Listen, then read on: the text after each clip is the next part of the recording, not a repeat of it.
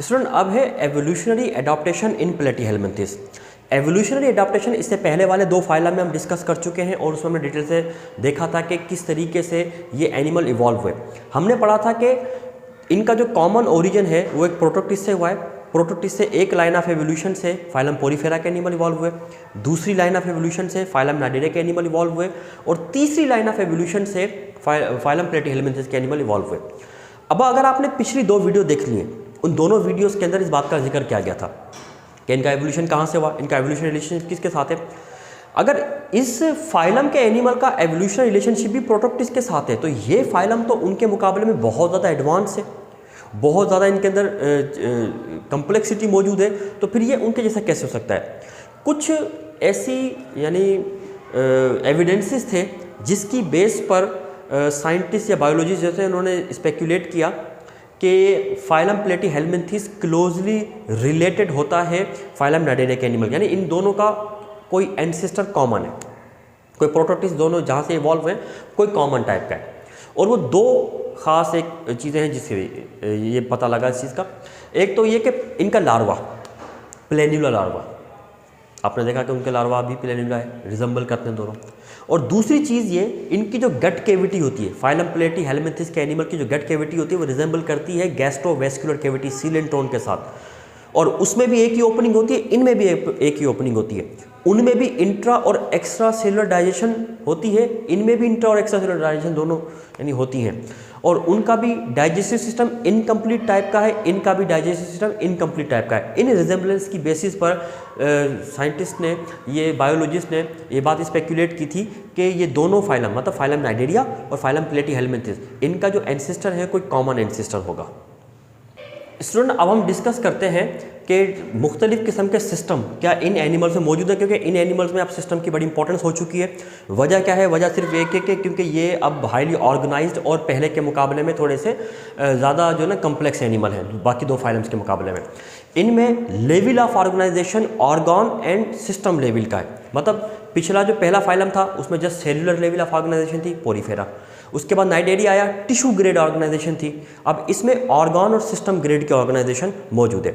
सबसे पहले हम डिस्कस करते हैं डाइजेस्टिव सिस्टम और मैकेनिज्म ऑफ न्यूट्रिशन इनमें कैसे होता है। स्टूडेंट सबसे पहली बात तो ये कि इनमें डाइजेस्टिव सिस्टम इनकम्प्लीट टाइप का पाया जाता है, मतलब इनके अंदर भी एक ही ओपनिंग होती है और वो ओपनिंग जो होती है वो ये प्लेनेरिया के अंदर वेंट्रल साइड पर होती है। इसी के ज़रिए से ये इंजेस्ट करते हैं, मतलब फूड को टेकअप करते हैं और इसी के ज़रिए से वेस्ट मटेरियल को बाहर निकालते हैं।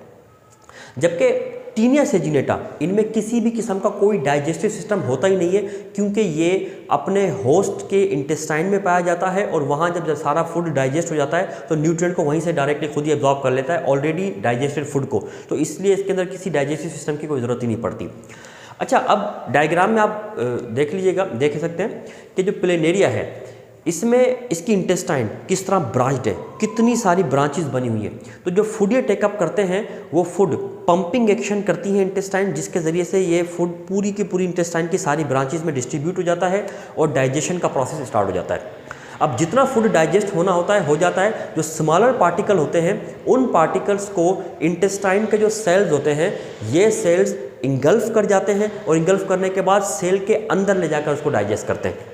मतलब इनमें सेल के बाहर भी डाइजेशन हो रही है, इंटेस्टाइन के अंदर एक्स्ट्रा सेलुलर डाइजेशन, और फिर बाद में जो फ्रेगमेंट बच जाते हैं उनको फेगोसाइटोसिस के प्रोसेस से इंगल्फ करके सेल के अंदर डाइजेशन हो रही है, इंटरसेलुलर डाइजेशन कहते हैं। तो इनमें भी डाइजेशन दोनों तरीके से होती है।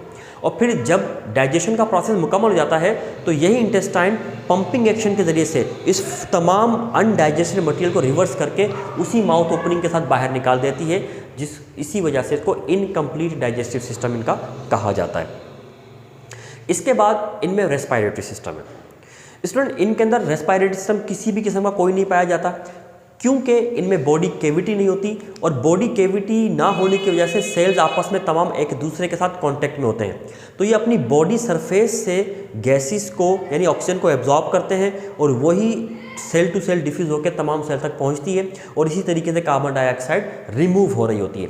तो गैसेस एक्सचेंज के लिए इनके अंदर कोई अलग से कोई सिस्टम मौजूद ही नहीं होता, ये डिफ्यूजन के प्रोसेस पर ही डिपेंड करते हैं थ्रू जनरल बॉडी सरफेस, अपनी बॉडी सरफेस से।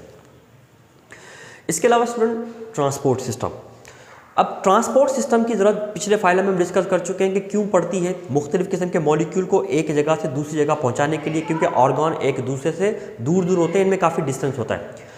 ऑर्गन्स के बीच में डिस्टेंस एक ही चीज़ प्रोड्यूस करती है और वो है बॉडी कैविटी। अब चूंकि इनमें बॉडी कैविटी होती नहीं है इसलिए वो डिस्टेंस भी इनमें नहीं होता, इसलिए इनके अंदर कोई पर्टिकुलर टाइप का ट्रांसपोर्ट सिस्टम भी मौजूद नहीं होता।